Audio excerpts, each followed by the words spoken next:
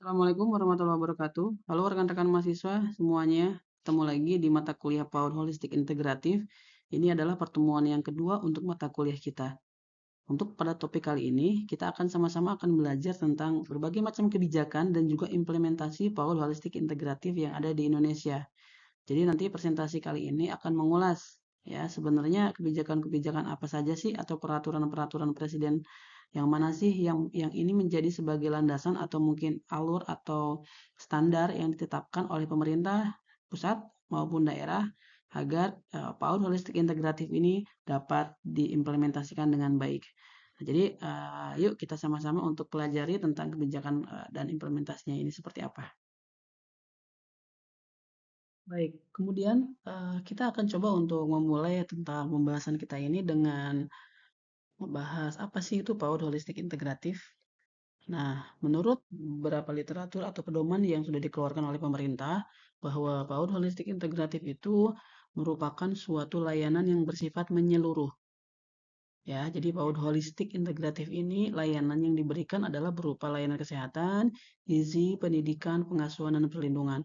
Di mana layanan ini adalah layanan yang harus ada di dalam suatu lembaga formal PAUD begitu ya. Jadi ini mengintegrasikan semua layanan tidak hanya berfokus pada layanan pendidikan saja, tapi semuanya. Nah, kemudian pendekatan dari PAUD holistik integratif adalah tentunya menggunakan pendekatan terintegrasi, artinya mengintegrasikan berbagai aspek perkembangan anak dalam satu sistem layanan terpadu.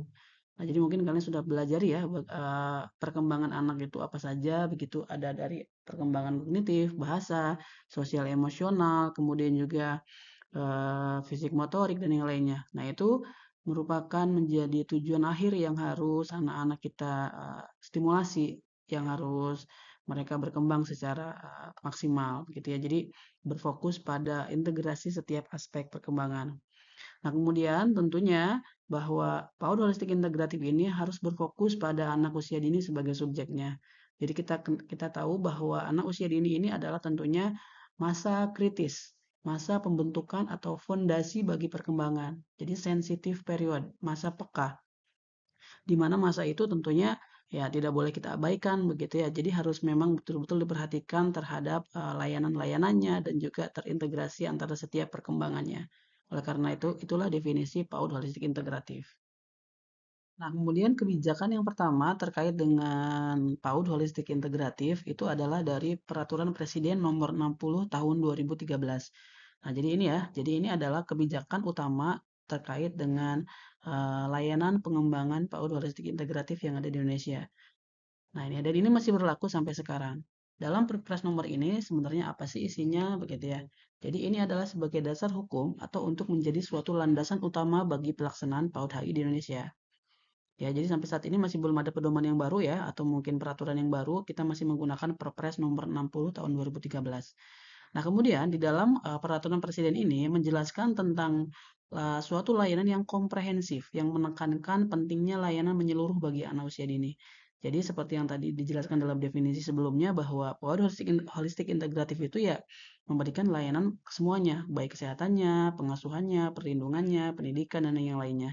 Menjadi satu kesatuan yang tidak bisa terpisah.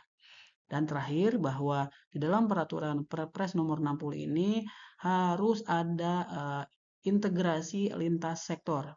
Ya, jadi tentunya dalam menerapkan PAUD holistik integratif ini tidak bisa kita hanya membebankan pada satu sekolah atau lembaga, tapi harus ada kerjasama antar setiap unit atau lembaga atau kementerian, ya, agar nanti apa? Agar ya nanti holistik integratif yang diterapkan di lembaga ini bisa berjalan dengan maksimal. Kebijakan berikutnya terkait dengan PAUD holistik integratif yaitu dari Peraturan Presiden Nomor 72 Tahun 2021. Nah, ini terkait dengan supporting atau yang mendukung PAUD holistik integratif, tapi memang fokusnya adalah percepatan penurunan stunting. Gitu ya. Jadi dalam Perpres nomor 72 ini ini fokus pada stunting karena memang Indonesia ini kan masih darurat stunting ya, masih belum zero stunting begitu. Jadi pada Perpres nomor 72 ini dia mengamanatkan tentang peningkatan layanan PAUD HI untuk menurunkan angka stunting. Jadi jelas ya, adanya PAUD HI ini berdampak atau sasarannya adalah untuk percepatan penurunan stunting yang ada di Indonesia. Kemudian ditargetkan pada tahun 2024 ini adalah 70% satuan PAUD menyelenggarakan layanan HI di tahun 2024. Nah, jadi kita sudah tahun 2025 ya. Jadi targetan ini eh, apa namanya alhamdulillah gitu ya sudah tercapai dan ini memberikan dampak yang luar biasa pada zero stunting yang ada di Indonesia. Ya, jadi lembaga-lembaga ada juga mungkin lembaga-lembaga yang memang masih belum menerapkan PAUD holistik integratif. Nah, sehingga di dalam Perpres nomor 72 tahun 2021 ini adalah suatu strategi nasional, menjadi bagian dari strategi nasional untuk percepatan penurunan stunting. Jadi, PAUD holistik integratif ini memiliki peran yang vital begitu ya bagi eh, stunting yang ada di Indonesia. Kemudian kebijakan berikutnya terkait dengan PAUD ini adalah adanya rencana aksi nasional PAUD holistik integratif. Nah, ini sudah diluncurkan begitu ya oleh Presiden Jokowi dan dituangkan dalam rencana aksi nasional 2020-2024. Nah, ini ada buku pedomannya ya, nanti silakan Anda bisa download saja di internet pun banyak. Apa yang dibahas? Nah, di dalam 2020-2024, rencana aksi ini adalah menjadi suatu pedoman implementasi PAUD HI di tingkat pusat dan daerah. Jadi ini menjadi suatu pedoman ya untuk adanya penerapan atau implementasi PAUD HI di daerah ataupun di pusat. Nah, di dalam buku ini atau pedoman ini sebetulnya ini ada peralihan koordinasi begitu ya. Yang dulunya PAUD HI itu ada di bawah naungan dari Bappenas, Badan Perencanaan Pembangunan Nasional. Sekarang dia sudah pindah ke Kementerian Koordinator Pengembangan Manusia dan Kemasyarakatan begitu ya. Jadi ini adalah ada perubahan terkait dengan tanggung jawab atau koordinasi. Tapi dari pelaksanaannya tentunya dijalankan atau didukung oleh berbagai macam kementerian. Gitu ya, dari Kementerian Pendidikan tentunya di sekolah-sekolah yang sekarang kita yang nanti akan kita menjadi guru atau mungkin memberikan layanan di sekolah dari Kementerian Agama, Kementerian Kesehatan, Kementerian Pemberdayaan Perempuan, Perlindungan Anak, dan seterusnya. Jadi PAUD holistik integratif ini ya tadi ya mengintegrasikan lintas sektoral begitu ya. Jadi tidak bisa kita hanya mengandalkan dari satu sekolah saja atau mungkin dari Kementerian Pendidikan saja, tapi harus seluruh masyarakat, seluruh stakeholder ini terlibat. Nah, jadi adanya rencana aksi ini, ya ini ada menjadi peta jalan atau apa namanya alur begitu ya untuk memberikan arah yang strategis terkait dengan pengembangan PAUD HI secara nasional. Jadi di dalamnya apa cukup detail begitu ya bagaimana sih implementasi PAUD HI ini nanti akan diterapkan. Jadi nanti silakan baca saja untuk mengetahui lebih lanjut tentang rencana aksi nasional ini. Di dalam rencana kerja pelaksanaan PAUD holistik integratif tersebut, ada beberapa peran begitu ya terkait dengan peran pemerintah pusat dan juga peran pemerintah daerah. Karena kan yang namanya PAUD HI itu kan tidak bisa kita hanya berfokus pada satu tanggung jawab begitu ya, tapi harus bersama. Nah, adapun untuk peran pemerintah pusat, yang pertama ini adalah untuk menetapkan norma standar prosedur dan kriteria PAUD HI. Agar apa? Agar semuanya implementasi atau penerapan PAUD holistik integratif ini berjalan sesuai dengan standar yang telah ditetapkan. Begitu ya, memberikan aturan-aturan yang jelas dan juga pedoman-pedoman terkait dengan prosedur, seperti apa, dan sebagainya. Kemudian, peran pemerintah pusat yang kedua yaitu adalah nanti akan memberikan pelatihan.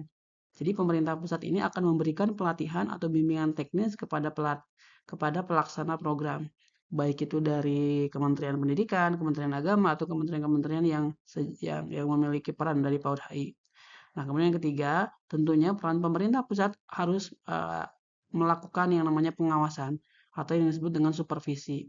Nah, jadi nanti penerapan dari PAUD HI ini akan dievaluasi secara berkelanjutan agar untuk mengecek apakah program PAUD HI ini berjalan dengan baik atau tidak.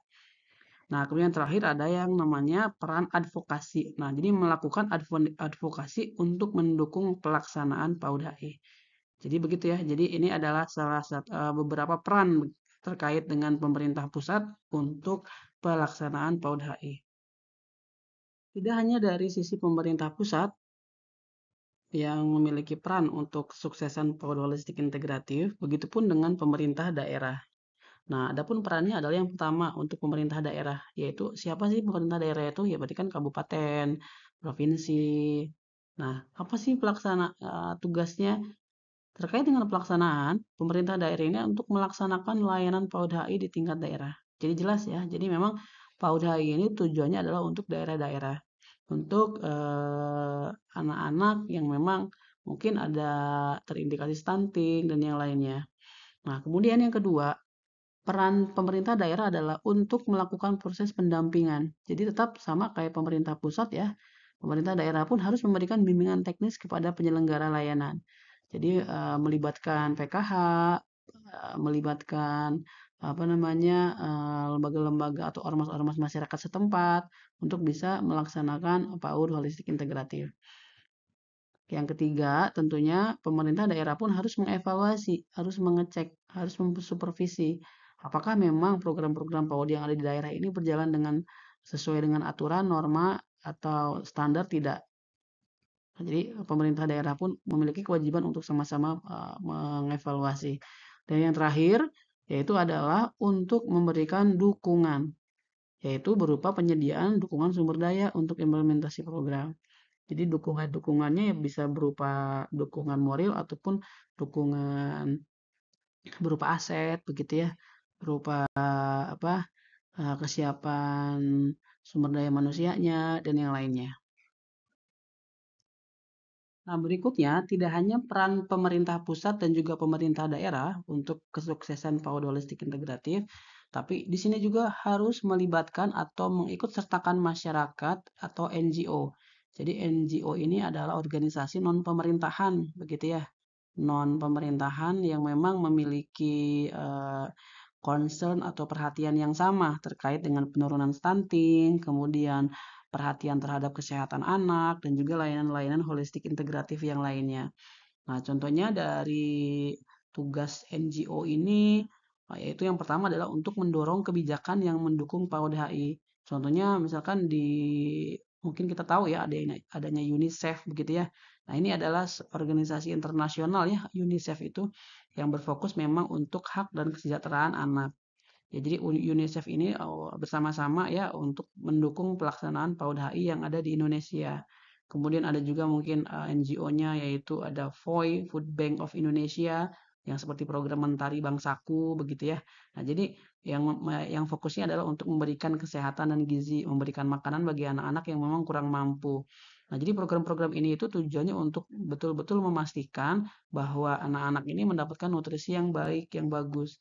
Nah, jadi NGO atau non government organization pun itu menjadi penting ya untuk kesuksesan PAUD holistik integratif.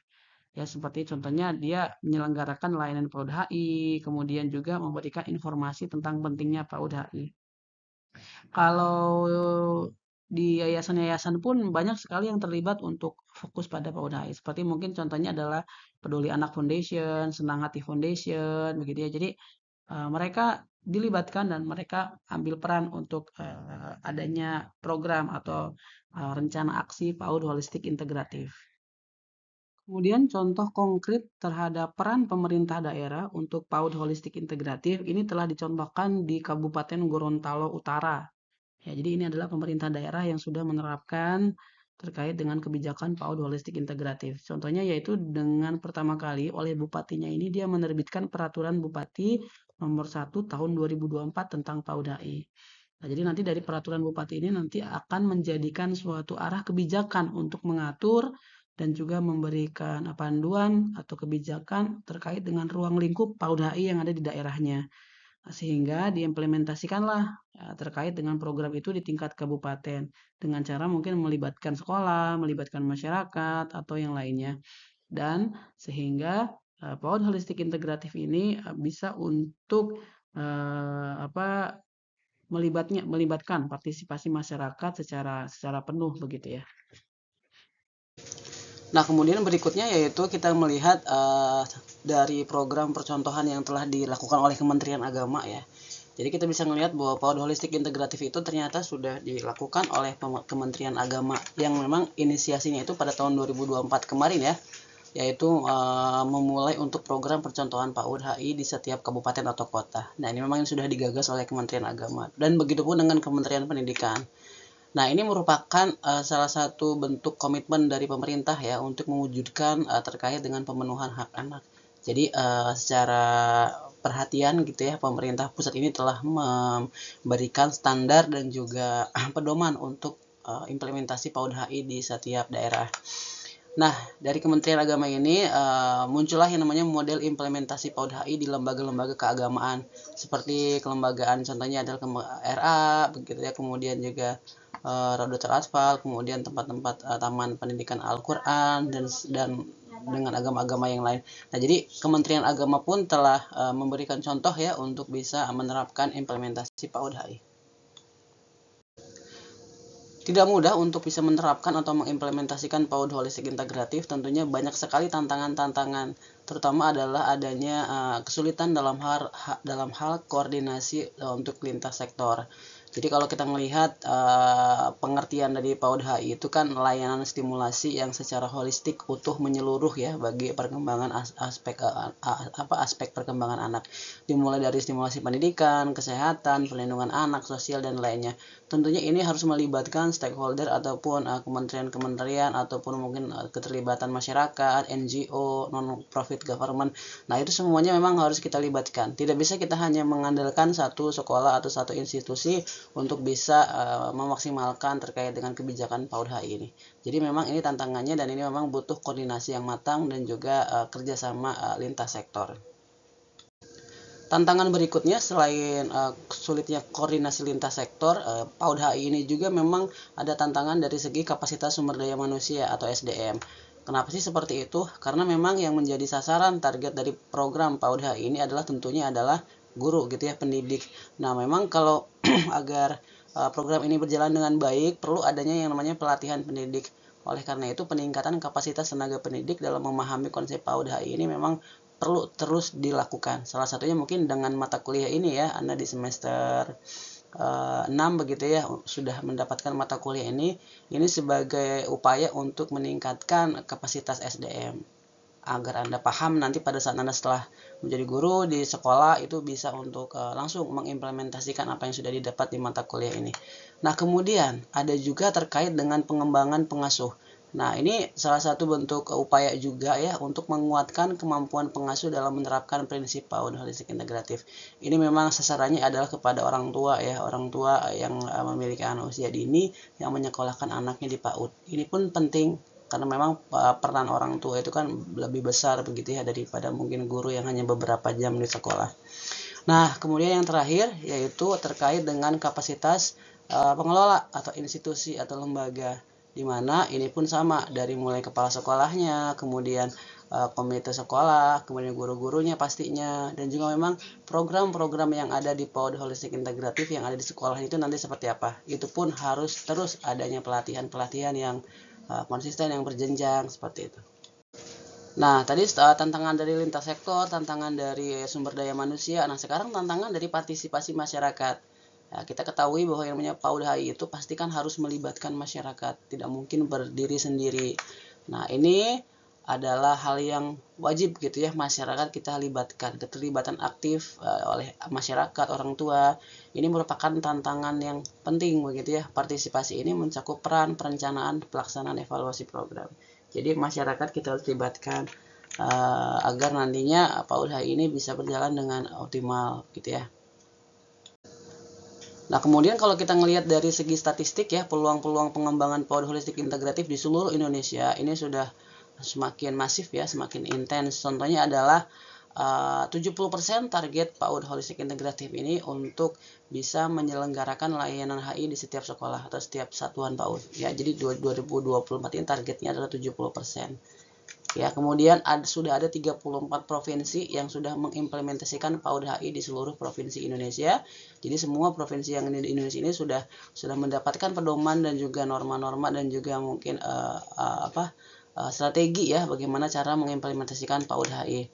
Dan tentunya dalam PAUD holistik integratif ini tetap harus berprioritas pada 5 aspek layanan. yaitu pendidikan, kesehatan, pengasuhan, perlindungan, dan juga kesehatan yang bergizi ya. Jadi itu adalah 5 aspek layanan dalam satu sistem di PAUD Holistik Integratif. Nah, terakhir mungkin dari pertemuan kita kali ini adalah kesimpulan ya dan langkah-langkah ke depannya apa. Nah, dalam pertemuan yang kedua ini kita sudah belajar tentang landasan kebijakan. Nah, kita tadi sudah diskusi bersama gitu ya, bahwa kebijakan PAUD HI ini telah memberikan landasan kuat untuk layanan menyeluruh bagi anak. Seperti yang tadi Perpres nomor 60, kemudian juga Perpres terkait dengan pencegahan stunting dan sebagainya. Jadi landasan kebijakannya sudah kuat dan ini sudah bisa menjadi pedoman ya bagi masyarakat, bagi pengelola satuan PAUD untuk bisa mengimplementasikan PAUD HI. Kerjasama itu juga hal yang penting. Jadi keberhasilan implementasi PAUD HI ini perlu adanya kerjasama semua pihak, termasuk pemerintah, masyarakat, government organization ya, dan yang lainnya. Kemudian komitmen. Nah, ini perlu adanya komitmen ya yang berkelanjutan dari semua pemangku kepentingan. Jadi tidak serta-merta hanya sebagai kegiatan seremonial belaka begitu ya. Kegiatan yang sudah sekali dilakukan sudah begitu ya. Yang penting terdokumentasikan, tapi tidak itu sasarannya. Jadi memang ini harus adanya komitmen yang terus berkelanjutan tahap demi tahap, dan memang perlu adanya pengawasan atau evaluasi yang berjenjang, yang ditindaklanjuti begitu ya. Jadi perlu adanya evaluasi berkala. Agar apa? Agar nanti PAUD Holistik Integratif semakin baik dan nanti pada akhirnya berdampak pada perkembangan anak usia dini semakin matang.